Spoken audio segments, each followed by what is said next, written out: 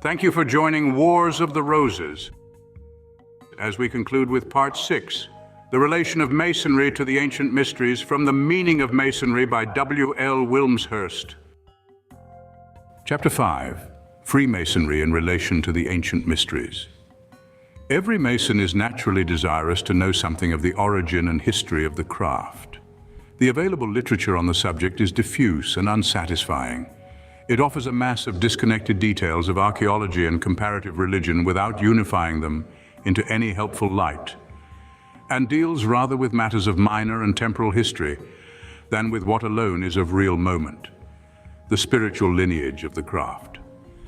In this paper, therefore, it is proposed to trace a rough outline, and in the space available only a very rough one is possible, of a movement which is as old as humanity itself, and the purpose and doctrine of which are still faithfully, if very rudimentarily, preserved in the Masonic system. But such a sketch, by providing a general outline for the inquirer to contemplate, and the details of which he may fill in for himself by subsequent study of his own, may perhaps prove more serviceable than a mass of fragmentary facts, over which one may pore indefinitely and with much interest, yet without perceiving their interrelation or coordinating them into one comprehensive, impressive scheme. No really serviceable work upon Masonry exists that treats of its history and purpose in the only way that matters vitally. The student is apt to waste much time to little profit by turning for information to publications the titles of which seem to promise full enlightenment, but that leave him unsatisfied and unconvinced. Desultory collections of information upon points of symbolism, archaeology and anthropology, the tracing of connections between modern Masonry and medieval building guilds and other communities may be all very interesting, but these are but as the dry bones of a subject of which one desires to know the living spirit. They fail to answer the main questions one asks from the heart and is anxious to have answered, such as what was the nature of the ancient mysteries of which modern Masonry purports to be the perpetuation? To what end and purpose did they exist? What need is there to perpetuate them today? For what purpose was initiation instituted? Did it at any time serve any real purpose, or can it now? Was it ever more than it is today, a mere perfunctory ceremonial leading to nothing of essential value and emphasizing only a few moral principles and elementary truths which we know already? It is to answering such questions as these that the present paper is directed.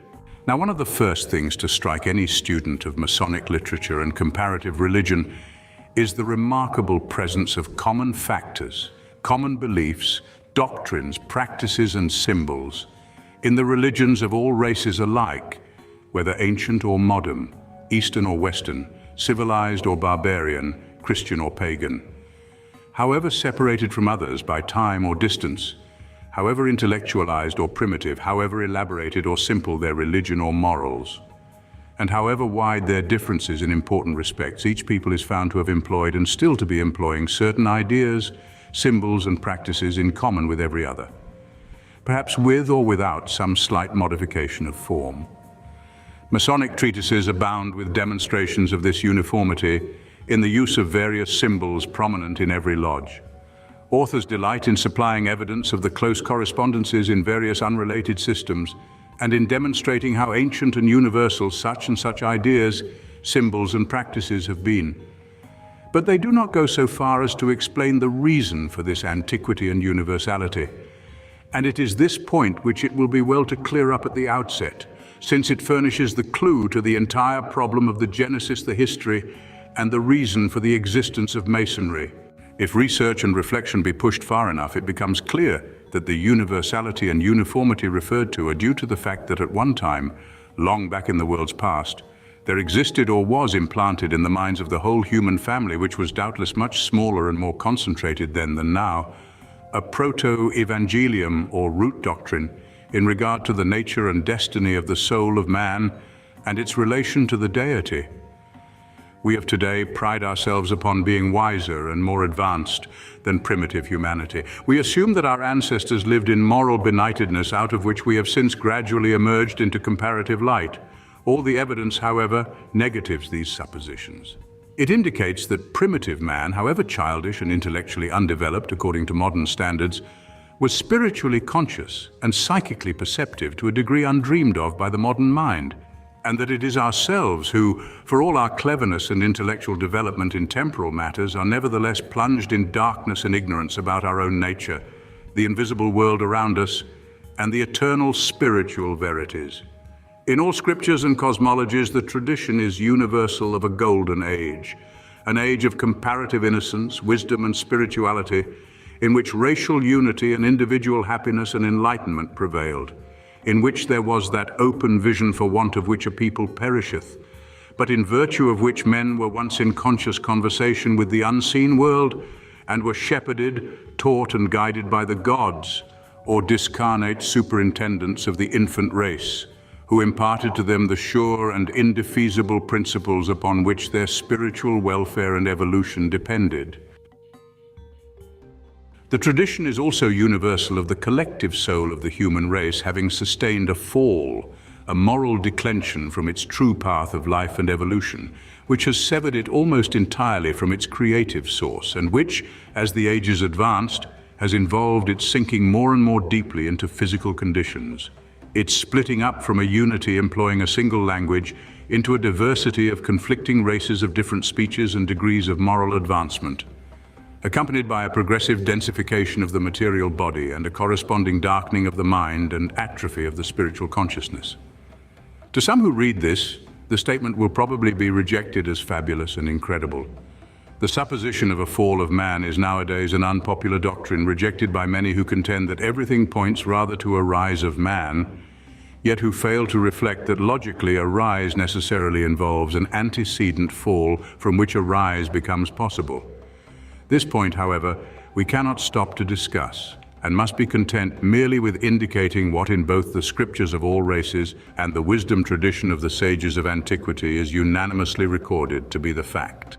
From that fall, which was not due to the transgression of an individual but to some weakness or defect in the collective or group soul of the Adamic race, and which was not the matter of a moment but a process covering vast time cycles, it was necessary and within the divine counsels and providence that humanity should be redeemed and restored to its pristine state, that it should be brought back once more into vital association with the divine principle, from which by its secession it became increasingly detached, as its materialistic tendencies overpowered and quenched its native spirituality. This restoration in turn required vast time cycles for its achievement, and it required something further. It required the application of an orderly and scientific method to effect the restoration of each fallen soul fragment and bring it back to its primitive, pure and perfect condition. I emphasize that the method was necessarily to be not a haphazard but a scientific one. Anyone may fall from a housetop and break his bones. Skilled surgery and intelligent effort by some friendly hand are required to heal the patient and get him back to the place he fell from. So with humanity, it fell out of Eden, as our scriptures describe the lapse from superphysical to physical conditions. Why and how, again, we must not stay to inquire. It fell through inherent weakness and lack of wisdom. Unable to effect its own recovery, it required skilled scientific assistance from other sources to bring about its restoration. Whence could come that skill and scientific knowledge if not from the divine and now invisible world, from those gods and angelic guardians of the erring race, of whom all the ancient traditions and sacred writings tell? Would not that regenerative method be properly described if it were called, as in Masonry it is called, a heavenly science, and welcomed in the words that Masons in fact use, hail, royal art? Thus then was the origin and birth of religion. And religion is a word implying a binding back, religare. As with the setting and bandaging a broken limb, so the collective soul of humanity, fractured and comminuted by its fall into countless individuations and their subsequent respective progenies, each separately damaged and imperfect, needed to be restored to the condition from which it had become dislocated and once more built up into a perfect, harmonious whole. To the spiritual guardians of primitive man, then, one must attribute the communication of that universal science of rebuilding the fallen temple of humanity, of which science we now surprisedly find traces in every race and religion of the world. To this source we must credit the distribution in every land and among every people of the same or equivalent symbols, practices and doctrines modified only locally and in accordance with the intelligence of particular peoples, yet all manifesting a common root and purpose. This was the one holy Catholic or universal religion throughout all the world. At once a theoretic doctrine and a practical science intended to reunite man to his maker. That religion could only be one, as it could not be otherwise than Catholic and for all men equally and alike, though owing to the perverse, distortive tendencies of humanity itself, it was susceptible of becoming, as has so happened, debased and sectarianized into as many forms as there are peoples. Moreover, its main principles could never be susceptible of alteration, though they might be, as they have been, exoterically understood by some and esoterically by others, and their full import would not all at once be apparent, but develop with increasing fidelity to and understanding of them. It provided the unalterable landmarks of knowledge concerning human nature, human potentialities, and human destiny. It laid down the ancient and established usages and customs, to be followed at all times by everyone content to accept its discipline, and which none might deviate from or add innovations to, save at his own peril. It was the sacred law for the guidance of the fallen soul, a law valid from the dawn of time till its sunset, and of which it is written, as it was in the beginning, is now and ever shall be, world without end. It was the science of life, of temporal limited life, lived with the intention of its conversion and sublimation into eternal universal life. And therefore it called for a scientific or philosophic method of living, every moment and action of which should be directed to that great goal, a method very different from the modern method, which is entirely utilitarian in its outlook and totally unscientific in its conduct. This proto-religion is related to have originated in the East, from which proverbially all light comes. And as humanity itself became diffused and distributed over the globe, to have gradually spread towards the West, in a perpetual watchfulness of humanity's spiritual interests and an unfailing purpose to retrieve that which was lost, the fallen human soul. We have already said that in early times the humanity then under its influence was far less materialized and far more spiritually sensitive and perceptive than it subsequently became or is now. And accordingly it follows that with the increasing age and density of the race, the influence of the proto-religion itself became correspondingly diminished, though its principles remained as valid and effective as before. For the self-willed vagaries and speculative conceptions of man cannot alter the principles of static truth and wisdom. To follow in any detail the course of its history is not now necessary and would require a long treatise. And to do so would also be like following the course of a river backwards from its broad mouth to a point where it becomes an insignificant and scarcely traceable channel. For the race itself has wandered backwards, farther and farther from the original wisdom teaching, so that the once broad and bright flood of light upon cosmic principles and the evolution of the human soul has now become contracted into minute points. But that light, like that of a master mason, has never been wholly extinguished. However dark the age, and by the tradition, this of ours is spiritually the darkest of the dark ages. God has never left himself without a witness among the children of men, and among the witnesses to the ancient wisdom and mysteries is the system of Masonry, a faint and feeble flicker perhaps, but nevertheless a true light, and in the true line of succession of the primitive doctrine, and one still able to guide our feet into the way of peace and perfection. The earliest teaching of the mysteries traceable within historic time was in the Orient, and in the language known as Sanskrit, a name itself significant and appropriate, for it means Holy Writ or Sanctum Scriptum. And for very great lights upon the ancient secret doctrine, one must still refer to the religious and philosophical scriptures of India, which was in its spiritual and temporal prime when modern Europe was frozen beneath an ice cap. But races like men have their infancy, manhood, and old age. They are but units upon a larger scale than the individual for furthering the general life purpose. When a given race has served or failed in that purpose, the stewardship of the mysteries passes on to other and more effectual hands.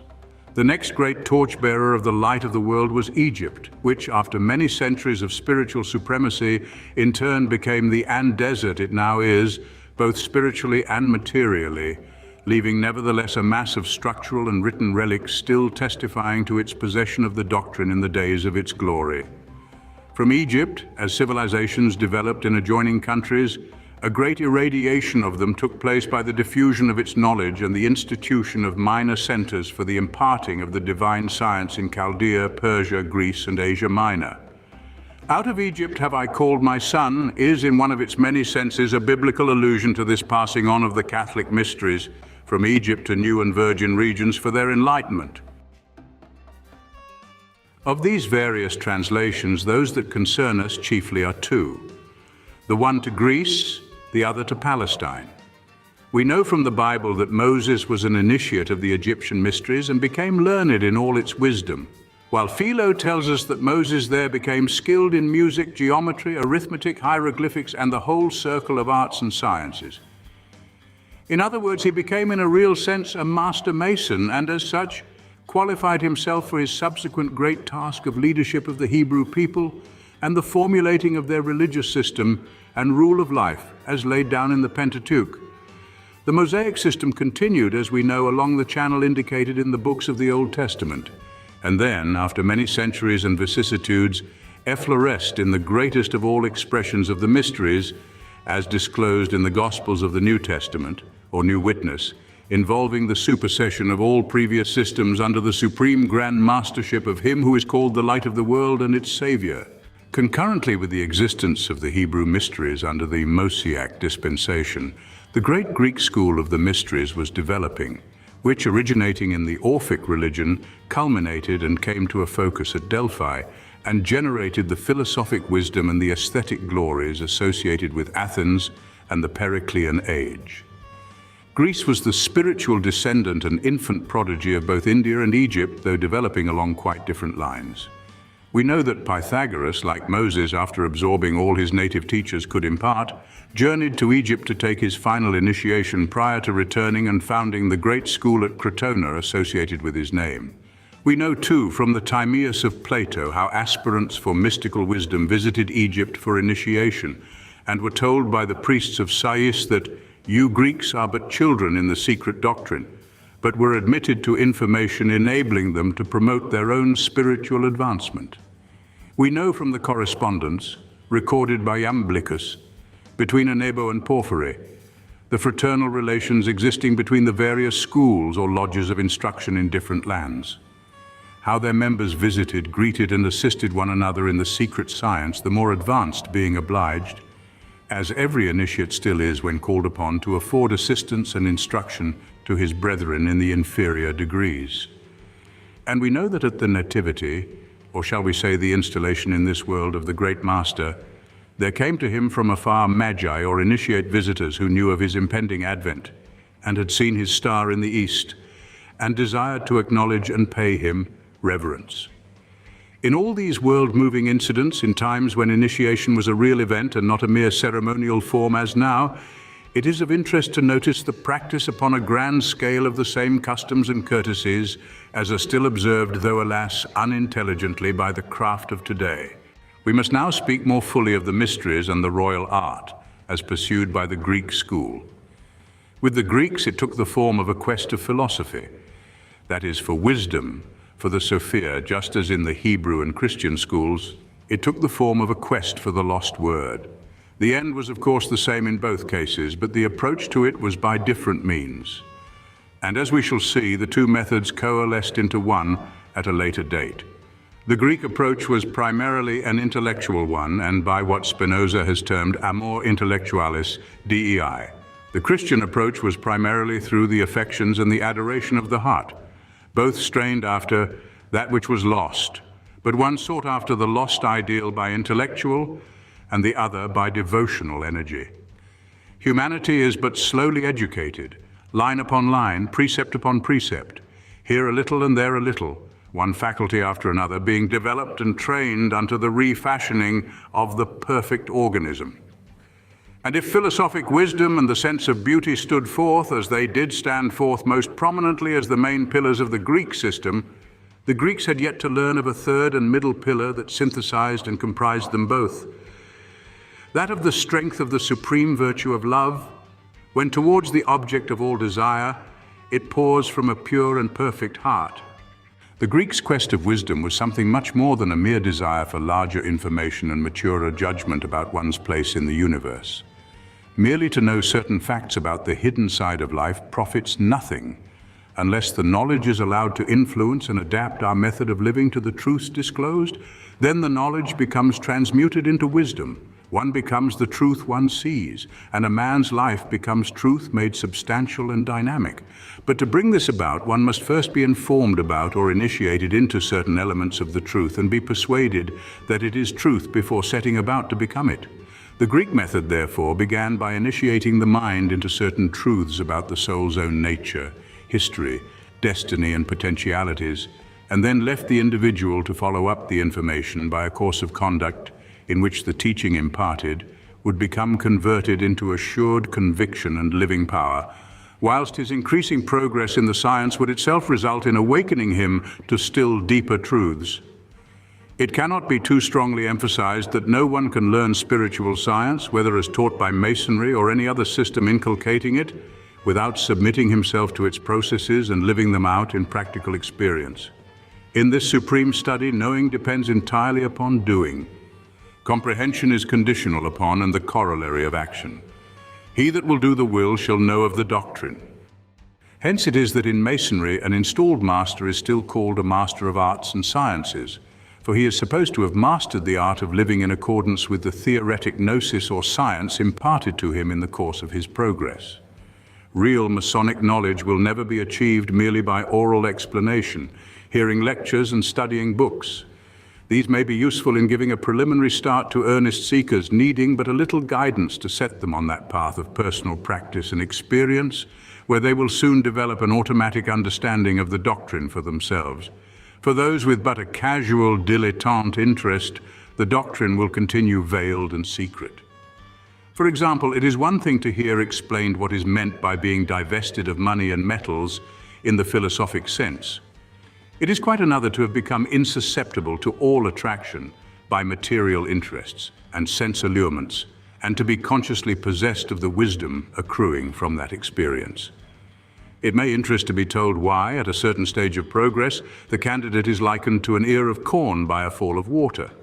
But the explanation will be forgotten tomorrow unless, as the result of his own effort, the hearer has become personally aware of an inward substantial growth, ripening to harvest within him from the ground of his own being, and fertilized by supersensual nourishment falling like the gentle rain from heaven upon his ardent and aspiring soul. Again, it may seem instructive to know that the great ritual of the third degree signifies a death unto sin and self and a new birth unto righteousness, but how will the information profit those who nevertheless mean to go on living the old manner of life, which at every moment negates all that that ritual implies? The ancient mysteries, then, involved much more than a merely notional philosophy. They required also a philosophic method of living, or rather of dying. For as Socrates said in Plato's Phaedo, from which much Masonic teaching is directly drawn and which every Masonic student should study deeply, the whole study of the philosopher or wisdom seeker is nothing else than to die and be dead. An assertion repeated by Plutarch, to be initiated is to die. And by the Christian apostle, I die daily. Their method was divided into two parts, the lesser and the greater mysteries. The lesser were those in which the more elementary instruction was imparted, so that candidates might forthwith set about to purify and adapt their lives to the truths disclosed. The greater mysteries related to the developments of consciousness within the soul itself as the result of fidelity to the prescribed rule of life. To draw a faint analogy, the lesser mysteries bore the same relation to the greater as the present craft degrees do to the Holy Royal Arch. To deal adequately with the mystery systems would involve a lengthy study in itself. We will refer to but one of the most famous of them, the Eleusinian, which existed in Greece and for several centuries was the focus point of religion and philosophy for the then civilized portion of Europe. Eleusis means light, and initiation into the mysteries of Eleusis, therefore, meant a quest of the aspirant for light, in precisely the same, but a far more real sense as the modern Mason declares light to be the predominant wish of his heart. It meant, as it ought to mean today, but does not merely light in the sense of being given some secret information, not obtainable elsewhere or about any matter of worldly interest, but the opening up of the candidate's whole intellectual and spiritual nature in the supersensual light of the divine world and raising him to God consciousness. The ordinary and uninitiated man knows nothing of that supersensual light by his merely natural reason.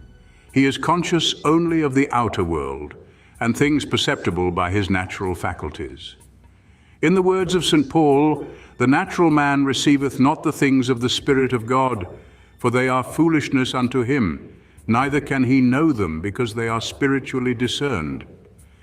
Initiation, therefore, meant a process whereby natural man became transformed into spiritual or ultra-natural man, and to effect this, it was necessary to change his consciousness, to gear it to a new and higher principle, and so, as it were, make of him a new man in the sense of attaining a new method of life and a new outlook upon the universe. Be ye transformed by the renewing of your mind, says the Apostle, referring to this process.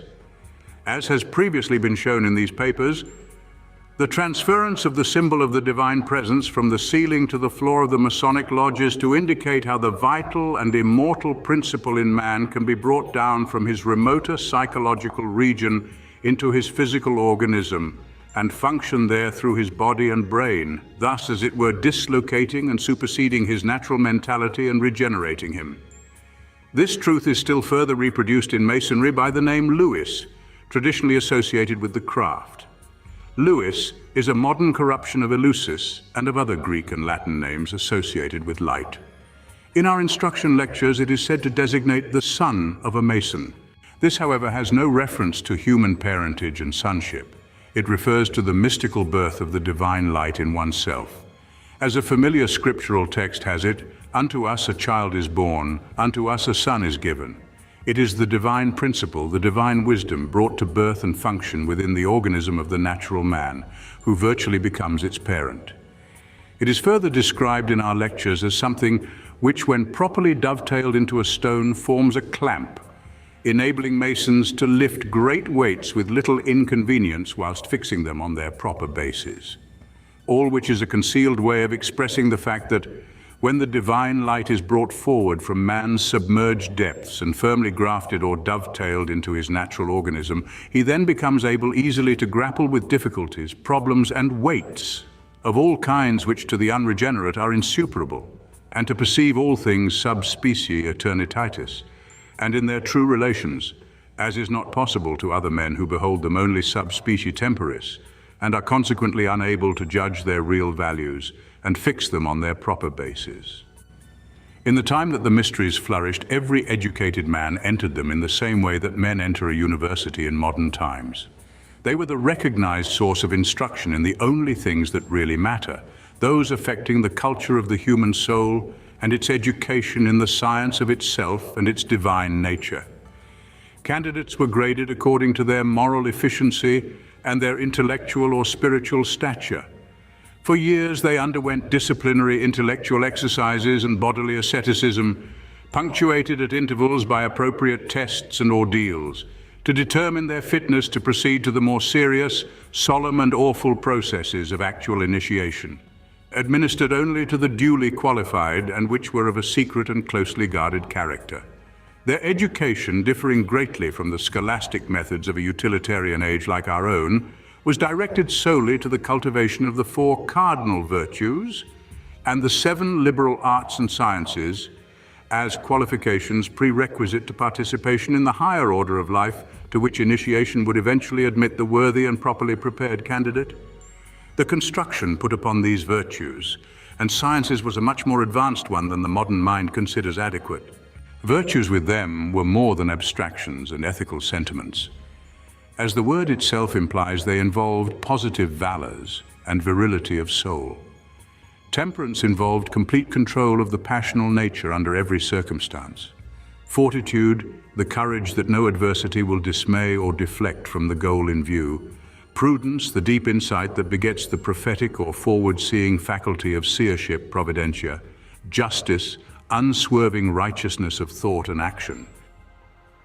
The 4 cardinal virtues are referred to in both Plato's Phaedo and the Book of Wisdom, chapter 8, 5-7, indicating community of teaching between the Greek and Hebrew schools. The arts and sciences were called liberal because they tended to liberate the soul from defects and illusions normally enslaving it, thus totally differing from science in the modern sense, the tendency of which is, as we know, materialistic and soul-benumbing. Grammar, logic, and rhetoric with the ancients were disciplines of the moral nature by which the irrational tendencies of a human being were purged away, and he was trained to become a living witness of the universal logos and a living mouthpiece of the divine word. Geometry and arithmetic were sciences of transcendental space and numeration, seeing that, as in the words of our own scriptures, God has made everything by measure, number, and weight, the comprehension of which provides the key not only to the problems of one's being, but to those physical ones which are found so baffling by the inductive methods of today. Astronomy for them required no telescopes.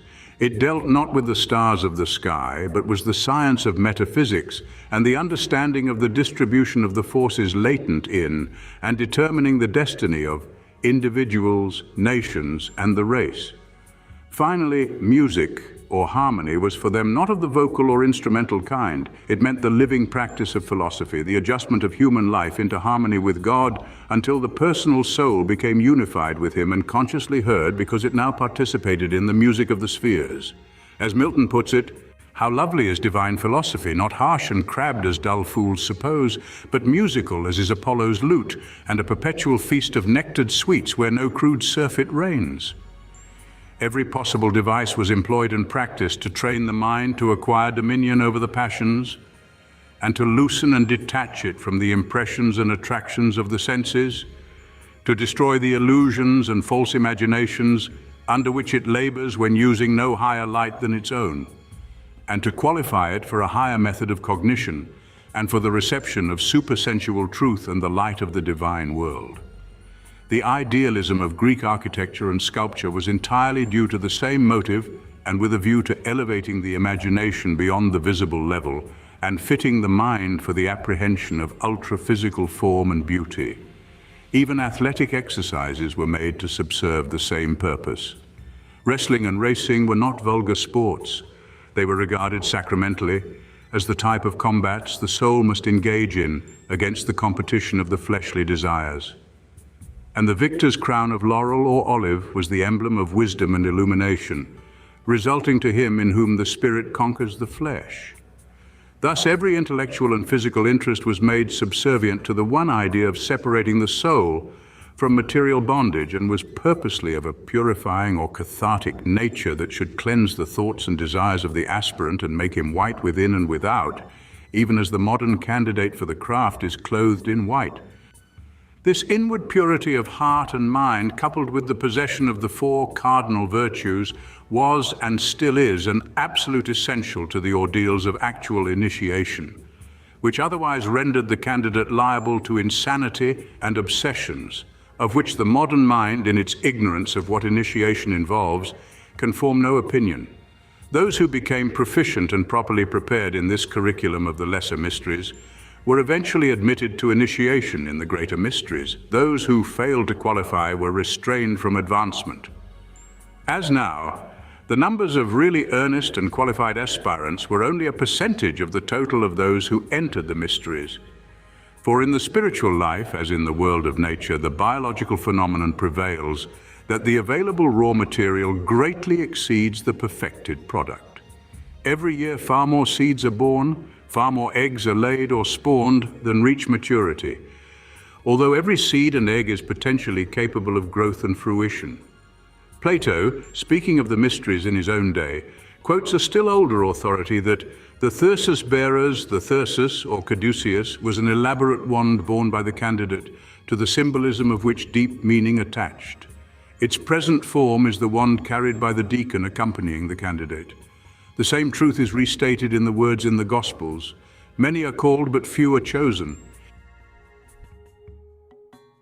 One qualification above all was essential to the aspirant, as it is still today: humility. The wisdom into which the mysteries and initiation admit a man is foolishness to the world.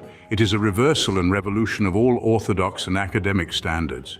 To attain it, a man must be prepared for that complete and voluntary self-denial which may involve his finding negated everything he has previously held to be true, or which those among whom he ordinarily mingles believe to be true.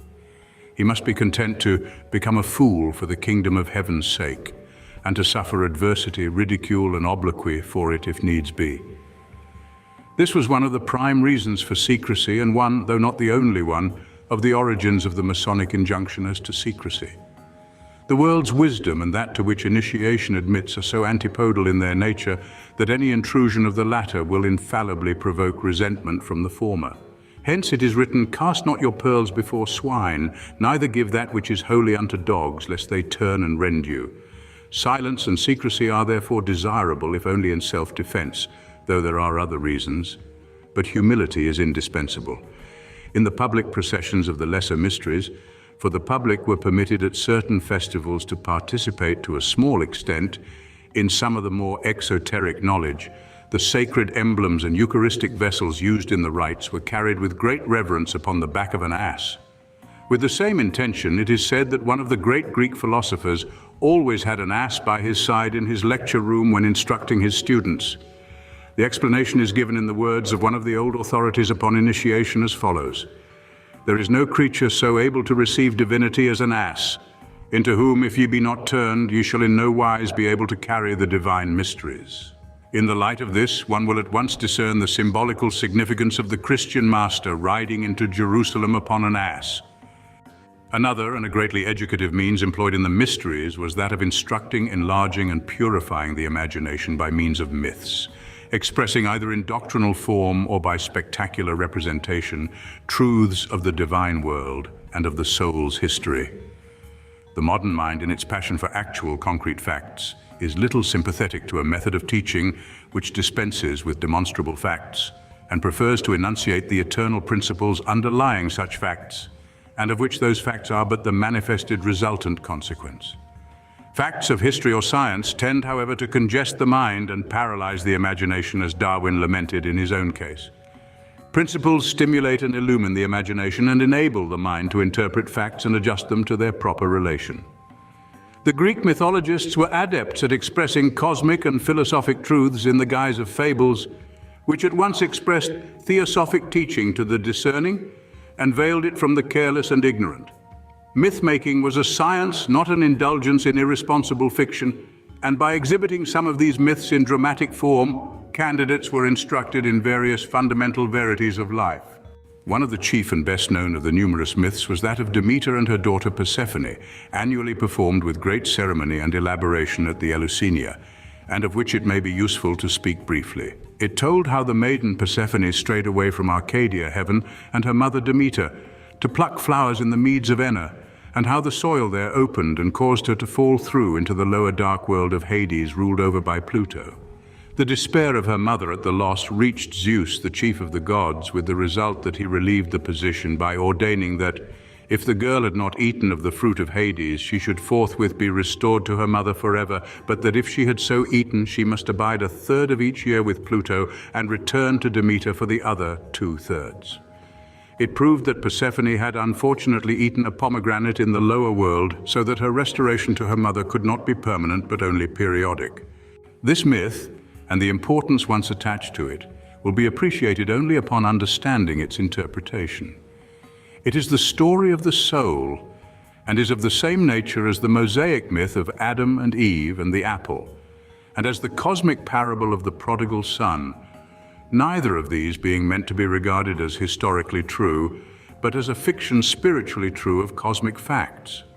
Persephone is the human soul, generated out of that primordial, incorruptible Mother Earth, which the Greeks personified as Demeter, just as the Mosaic narrative speaks of God forming man out of the dust of the ground.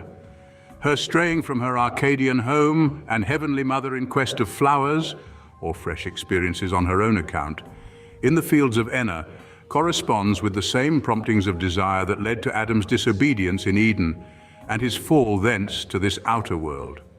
All unruly desires end in dissatisfaction and bitterness, and Enna, signifying darkness and bitterness, is the same word as still meets us in Gehenna. One may, however, profit by one's mistakes. It is they which breed wisdom, and it is the riches of wisdom and experience that are signified by Pluto, the god of riches, into whose kingdom Persephone falls. She might have returned thence to her mother forever, Zeus decreed, had she not still further injured herself by eating of the fruit of the lower world. But having done so, her restoration can only be partial and temporary. This alludes to the soul's still further self-soilure and degradation by lusting after the inferior pleasures of this lower plane, which, as the pomegranate symbolizes, is many-seeded with illusions and vanities. Until these false tendencies are eradicated, until the desires of the heart are utterly weaned from external delights, there can be no permanent restoration of the soul to its source, but merely the periodic respite and refreshment that death brings when it withdraws the soul from Pluto's realm to the heaven world, to be followed again and again by periodic descents into material limitations and reascents into discarnate conditions, until it becomes finally purged and perfected. By this great myth, therefore, instruction was imparted as to the history of the soul, its destiny and prospects, and the doctrine of reincarnation was emphasized. As this doctrine is not popularly inculcated in the West as it is in the East, and will be novel and probably unacceptable to some readers, its acceptance is not pressed here. We are merely recording what the secret doctrine teaches. Now, Masonry follows this traditional method of instruction by myths. Its canon of teaching in the craft degrees contains two myths. One is that of the building of King Solomon's temple.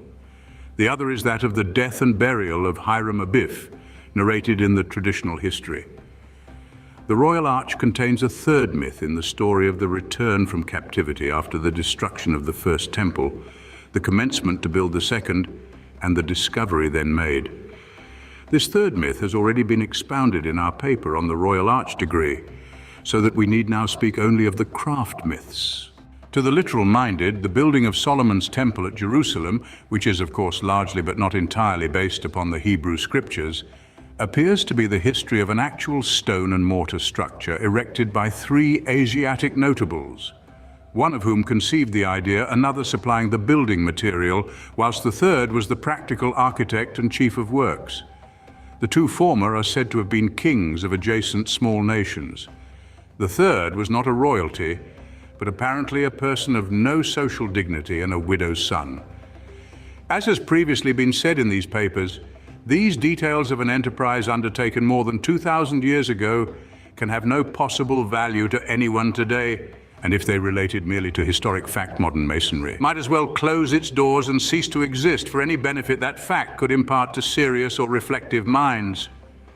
But if the narrative were never intended as a record of temporal historic fact, but be a myth enshrining philosophic truths concerning eternal principles, then it must be interpreted with spiritual discernment, and its analysis will reveal matters of real importance.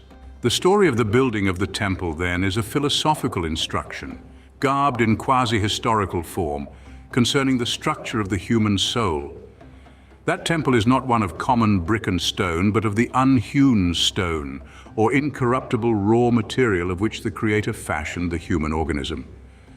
The Jerusalem in which it was built was not the geographical one in Palestine, but the eternal city of peace in the heavens. Not, as St. Paul says, the Jerusalem which now is, but the Jerusalem above, which is the mother of us all, like the Greek Demeter.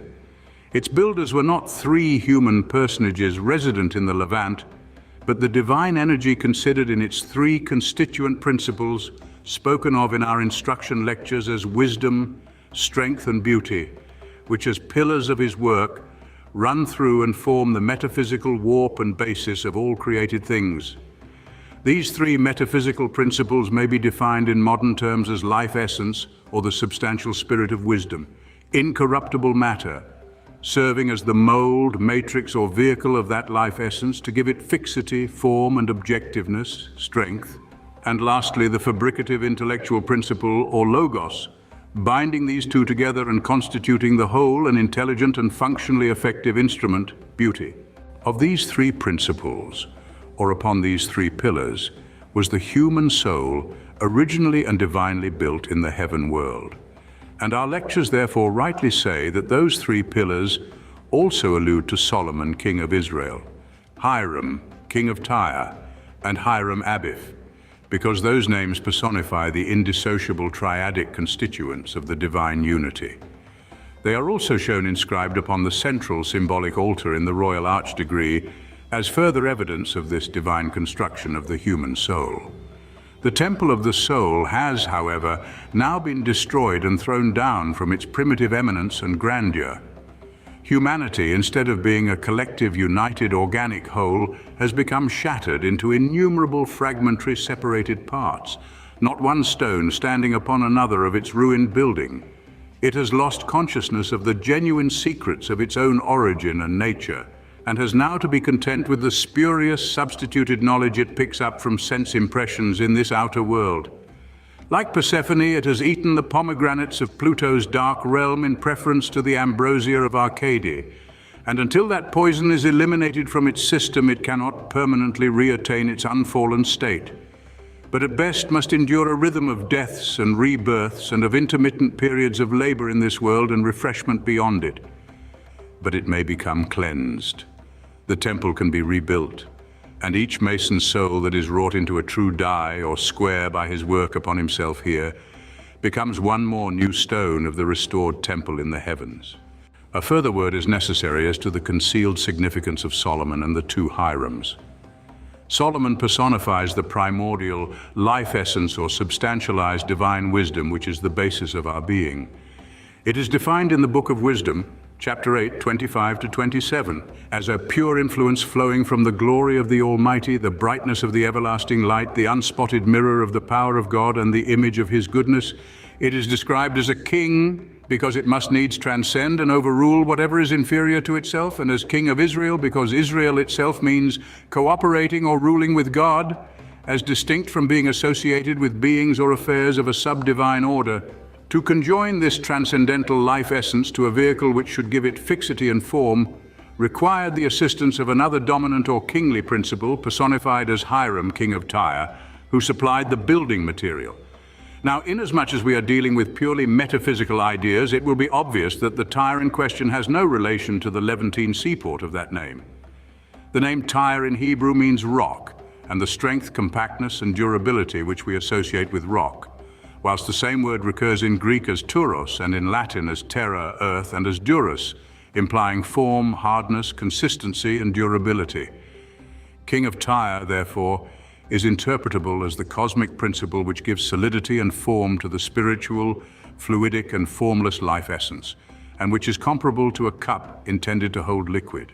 Solomon and Hiram of Tyre therefore contribute their respective properties of life essence and durable form and building material as the groundwork of the soul, which then is made functionally effective by the addition of the third principle described as Hiram Abif, the widow's son, and personifying the active intellectual principle or logos. In a word, Hiram Abif is the Christ principle immanent in every soul, crucified, dead, and buried in all who are not alive to its presence, but resident in all as a saving force, Christ in you, the hope of glory.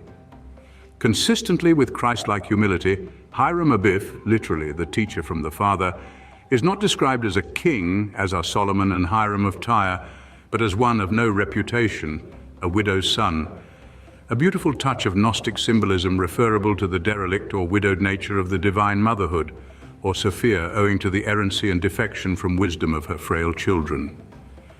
Such of those children as have rejoined or are striving to rejoin their mother are alone worthy to be called the widow's sons.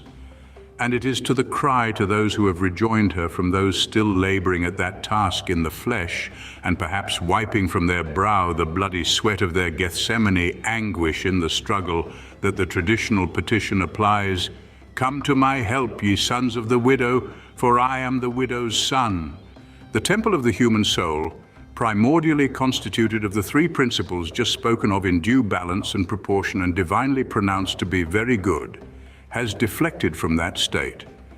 Its fall has been effected by the disproportioned, unbalanced, and therefore disorderly abuse of its inherent powers. Just as a man in a temper becomes temporarily unbalanced and liable to do what he would not in serene moments, so the soul has disorganized its own nature utterly. Of the three pillars that should support it, wisdom, gnosis, has fallen and become replaced by a flexible and shifting prop of speculative opinion. Strength, divine dynamic energy, has become exchanged for the frailty of the perishing flesh. Beauty, the godlike radiant form that should adorn and liken man to his divine creator, has become superseded by every ugliness of imperfection. Man is now a ruined temple over which is written, Ichabod, Ichabod, the glory is departed. Severed from conscious intercourse with his vital and immortal principle, he is a prisoner in captivity to himself and his lower temporal nature. It remains for him to retrace his steps and rebuild his temple, to continue no longer a bond slave to his self-made illusions and the attractions of worldly possessions, but become a free man and mason, engaged in shaping himself into a living and precious stone for the cosmic temple of a regenerate humanity unto which, when completed and dedicated, deity will again enter and abide. To be installed in the chair of King Solomon, therefore, means in its true sense the reattainment of a wisdom we have lost, and the revival in ourselves of the divine life essence which is the basis of our being. With the reattainment of that wisdom, all that is comprised in the terms strength and beauty will be reattained also, for the three pillars stand in eternal association and balance. Not to reattain it, not to revive the divine life essence during our sojourn in this world, is to miss the opportunity which life in physical conditions provides, since the after-death state is one not of labor at this work, but of refreshment and rest, where no real progress is possible. Initiation, therefore, was instituted to impart the science of its reattainment and so lift the individual soul to a new life basis from which it could proceed to work out its own salvation and develop its inherent powers along the true line of its destiny and evolution. But, as the ancient mysteries taught, the soul that never even begins this work in this world will not be able to begin it hereafter, but will remain suspended in the more tenuous planes of this planet until such time as it is once again indrawn into the vortex of generation by the ever-turning wheel of life. To quote Plato again, those who instituted the mysteries for us taught us that whosoever descended into Hades, the after-death state, uninitiated, and without being a partaker in the mysteries, will be plunged into mire and darkness. But whoever arrived there, purified and initiated, will dwell with the gods. This teaching is reproduced in Masonry in the reference to the Master Mason being admitted to the assembly of the just made perfect. The implication being that those who have not reached that proficiency and are neither just, that is rectified, nor perfected, will abide upon a lower level of post-mortem existence. For the levels of superphysical life are numerous. In my father's house are many mansions, or literally resting places, and they and their occupants are graduated in hierarchical order according to their degree of fitness and spiritual eminence.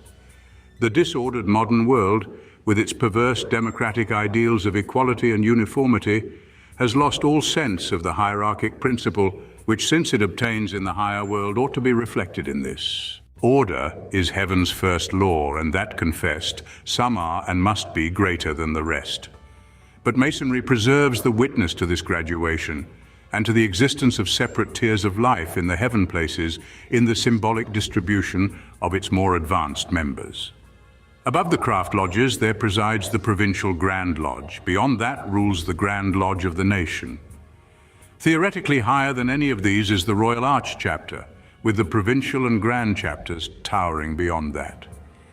In the symbolic clothing worn by the members of each of these ranks, the observant student will perceive the intention to give appropriate expression to the truth thereby signified. The Masonic apron has been explained in an earlier paper as a figure of the soul's corporeality, the body, not to be confused with the gross physical body, which it wears and will display when it passes from this life. Its pure white is fringed, in the case of junior brethren, with a pale shade of that blue which even in physical nature is the color of the heavens. With seniors in the provincial and grand lodges, this has intensified to the deepest degree of that hue in correspondence with their theoretical spiritual development, whilst the gold lace adornments of the clothing emblematize what is referred to in the psalmist's words, "The king's daughter, the soul, is all glorious within. Her clothing is of wrought gold." For as the life essence or wisdom becomes increasingly wrought or substantialized in us, it becomes the objectified corporeality of the soul. In the Royal Arch, the craft devotional blue is intershot with red, the color of fire or spiritual ardor, the blend resulting in that purple which both in earth and heaven is the prerogative of royalty. Thus, by their clothing in the various grades, the members of Masonry emblematize on earth the angels and archangels and all the company of heaven. Some of them are clothed with light as with a garment, others are ministers of flaming fire. In a short paper such as this, our reference to the ancient mysteries is necessarily brief and has been restricted to the Greek Eleusinian system. Many others, of course, existed, and an extensive, though scattered, literature is available for those who would pursue the subject further in the direction of the Egyptian, Samothracian, Chaldean, Mithraic, Gnostic, and other systems. In their respective days and localities, they formed the authoritative centers of religion and philosophy, using those terms as but phases of an indivisible subject which nowadays has become split up into many brands of theology and speculative philosophy, having little and often no possible connection with each other. What the old writers made public about the mysteries, of course, discreetly avoids descriptions of the deeper truths they imparted or of the actual processes of initiation. These must always remain a subject of secrecy, but by the perspicuous reader enough can be found in their purposely obscure and metaphorical accounts to indicate what occurred and with what effect upon the candidate. Initiation, we have already said, is something which but few are fit to receive, even after long and rigorous preparation, and fewer still are competent to impart. It was an experience of which a writer has said in regard to the candidate, vel invent sanctum, vel facit. It either finds him holy or makes him so.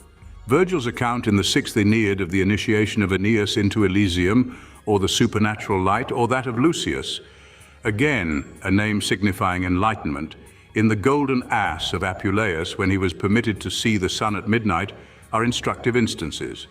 So also the exclamation of Clement of Alexandria, who had been received into the Gnostic school, "O truly sacred mysteries, O pure light! I am led by the light of the torch to the view of heaven and of God. I become holy by initiation. The Lord himself is the Hierophant who, leading the candidate for initiation to the light, seals him and presents him to the Father to be preserved forever. These are the orgies of my mysteries. If thou wilt, come and be thou also initiated, and thou shalt join in the dance with the angels around the uncreated, imperishable, and only true God, the Word of God joining in the strain." The mysteries came to an end as public institutions in the 6th century, when from political considerations they and the teaching of the secret doctrine and philosophy became prohibited by the Roman government under Justinian, who aimed at inaugurating an official uniform state religion throughout its empire. Subsequently, as the Roman Empire declined and broke up, the Roman Catholic Church emerged from it, which, as we know, has resolutely discountenanced any authority in religion and philosophy as a rival to her own, and at the same time claimed supremacy and an overriding jurisdiction in temporal matters also. For the Freemason, the result of that church's conduct is instructive. For when an authority upon matters wholly spiritual and belonging to a kingdom which is not of this world, lays claim to temporal power and secular possessions, as the Roman Church has done and still does, it at once vitiates and neutralizes its own spiritual qualifications. It becomes infected with the virus of worldly possessions.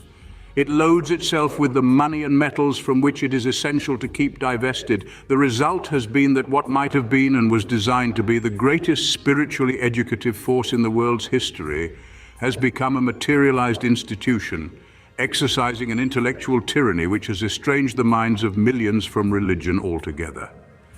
As Lot's wife is metaphorically said to have crystallized into a pillar of salt through turning back in desire to what she ought to have renounced altogether, so in trying to serve Mammon and God at the same time, the Roman Church has failed in both, and as the result of the false steps and abuses of centuries. The world is today a chaos of disunited sects, and popular religious teaching is as materialistic as Masonry. It is a pity, for in its original design and practice, Christianity was intended to serve as a system of initiation upon a Catholic or universal scale, and to take over, supersede, and amplify all that previously was taught, in a less efficacious way and to a more restricted public. In the ancient mysteries, it is not possible here to enter upon the extremely interesting questions involved in the transition from pre-Christian to Christian religion, or to explain why and how the Christian mysteries are the efflorescence of the earlier ones and transcend them. In their central teachings, as in the philosophic method of life they demand, the two methods are identical. The differences between them are only such as are due to amplification and formal expression. Christianity came not to destroy, but to fulfill and expand. That fulfillment and expansion were consequent upon an event of cosmic importance, which we speak of as the Incarnation. By that event, something had happened affecting the very fabric of our planet and every item of the human family. What that something was and the nature of the change it wrought is too great and deep a theme to develop now, but to illustrate it by Masonic symbolism, it was an event which is the equivalent of and is represented by the transference of the sacred symbol of the grand geometrician of the universe from the ceiling of the lodge, where it is located in the elementary grades of the craft, to the floor, where it is found in the Royal Arch degree surrounded with flaming lights and every circumstance of reverence and sanctity. How many Masons are there in the order today who recognize that in this piece of symbolism, Masonry is giving affirmation and ocular testimony to precisely the same fact as the churchman affirms when he recites in his creed the words, "He came down from heaven and was incarnate and was made man"?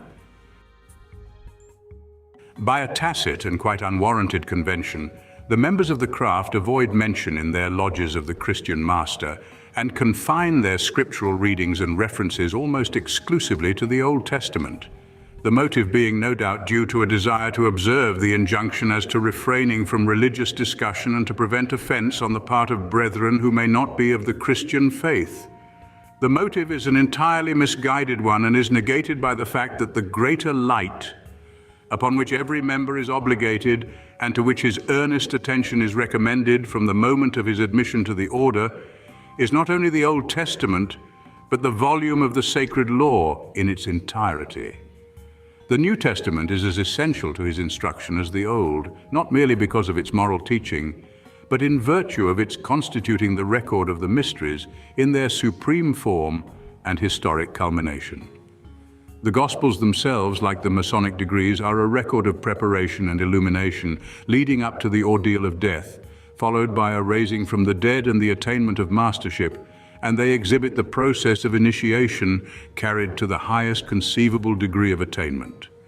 The New Testament is full of passages in Masonic terminology, and there is not a little irony in the failure by modern Masons to recognize its supreme importance and relevancy to their lodge proceedings, and in the fact that in so doing, they may be likening themselves to those builders of whom it is written that they rejected the chief cornerstone.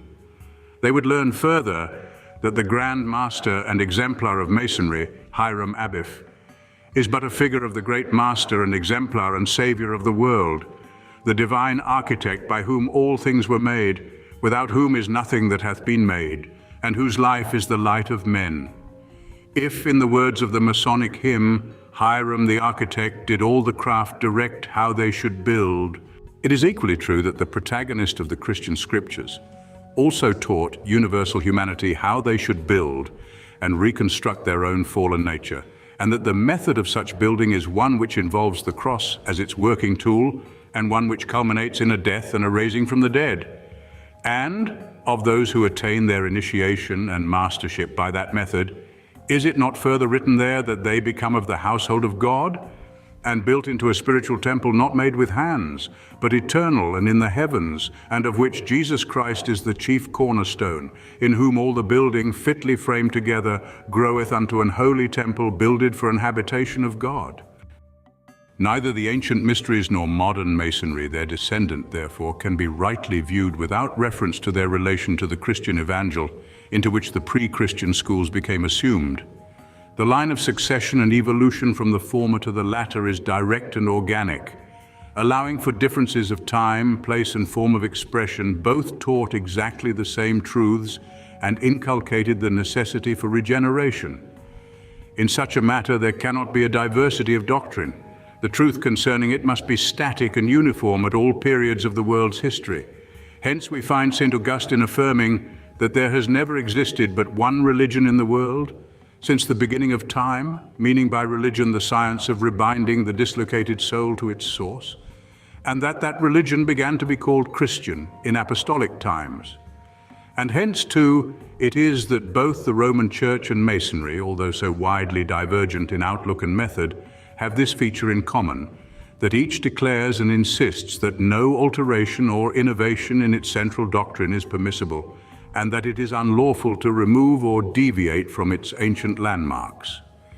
Each is right in its insistence, for in the system of each is enshrined the age-old doctrine of regeneration and divinization of the human soul, obscured in the one case by theological and other accretions foreign to the main purpose of religion, and unperceived in the other because its symbolism remains uninterpreted.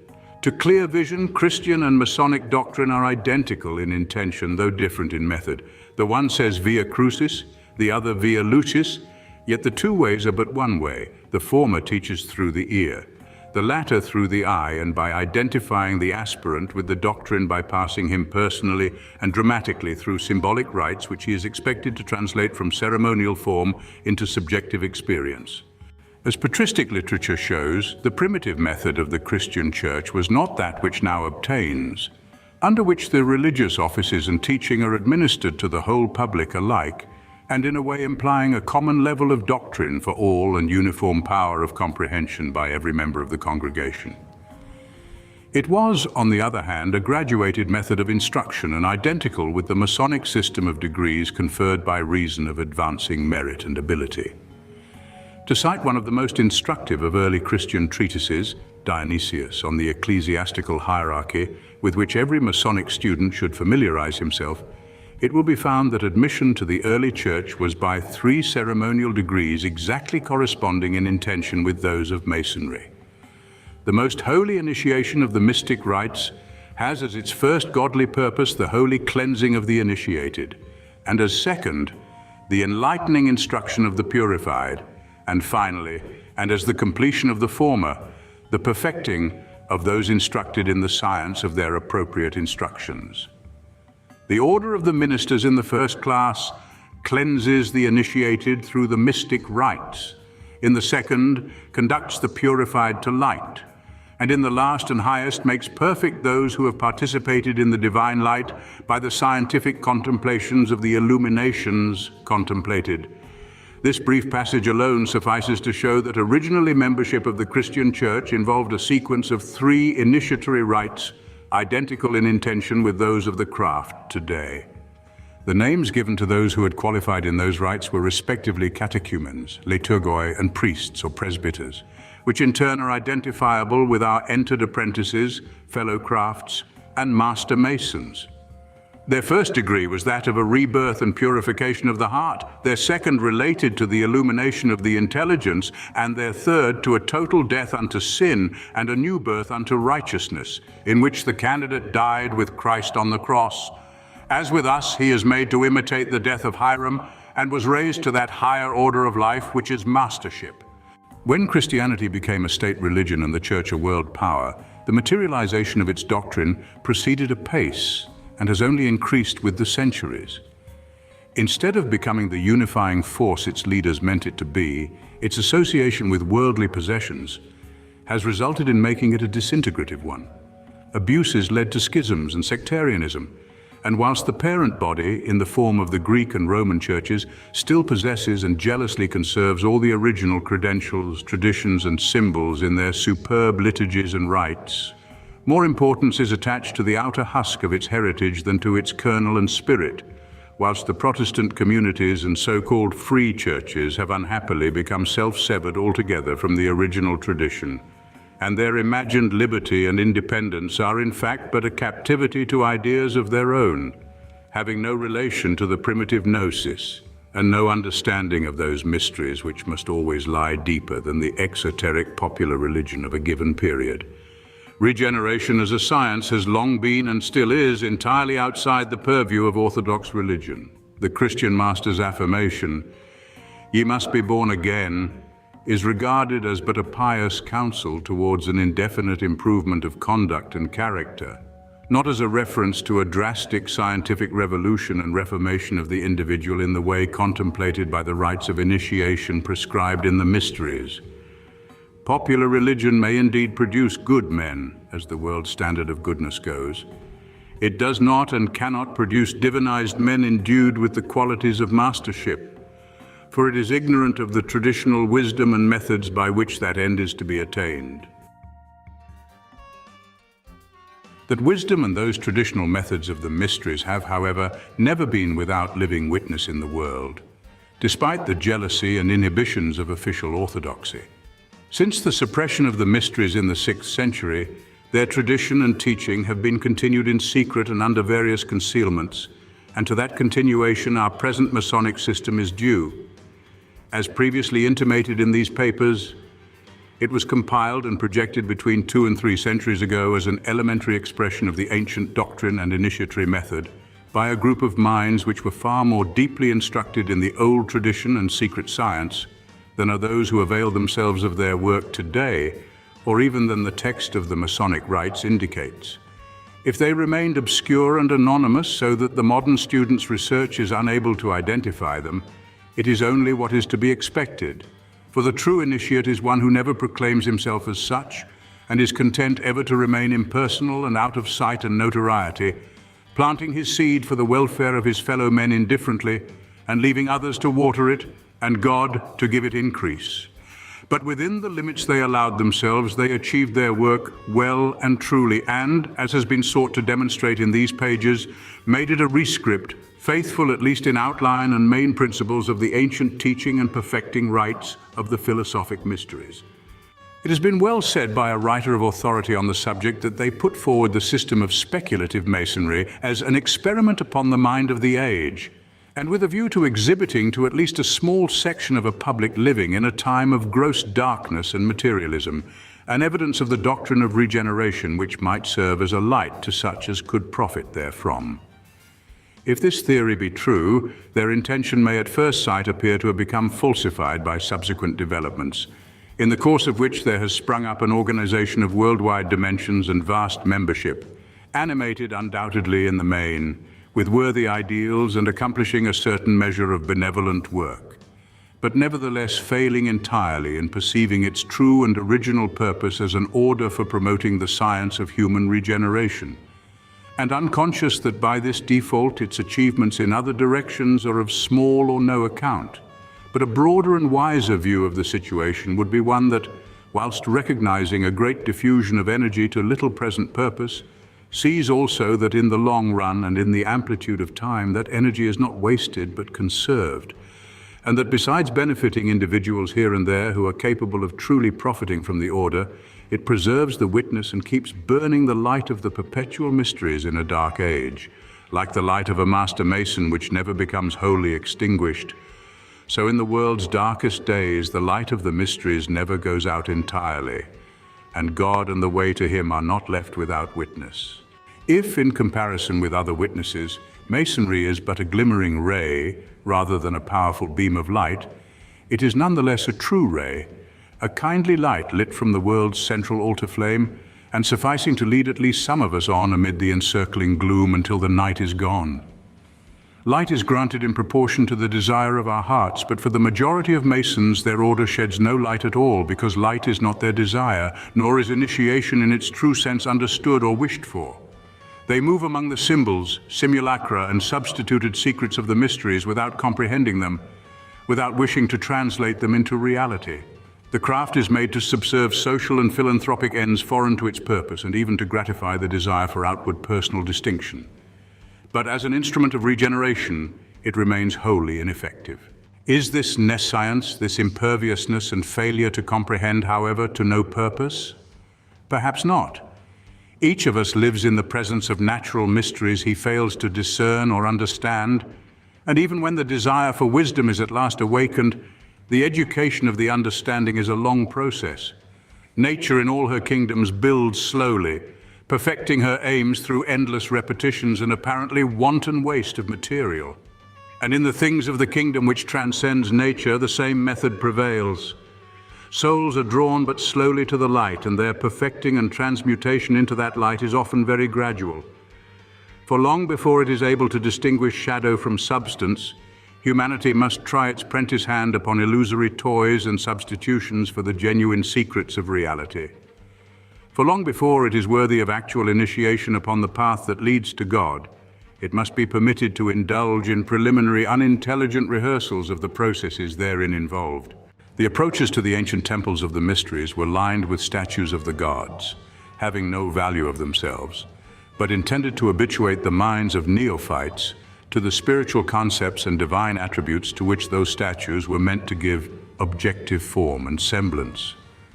But within the temple itself, all graven images, all formal figures, symbols, and ceremonial types ceased.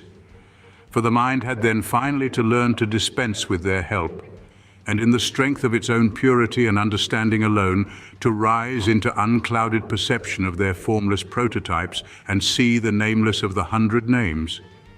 Get knowledge, get wisdom, but with all thy gettings, get understanding, exclaims the old teacher, in a counsel that may well be commended to the Masonic fraternity today, which so little understands its own system.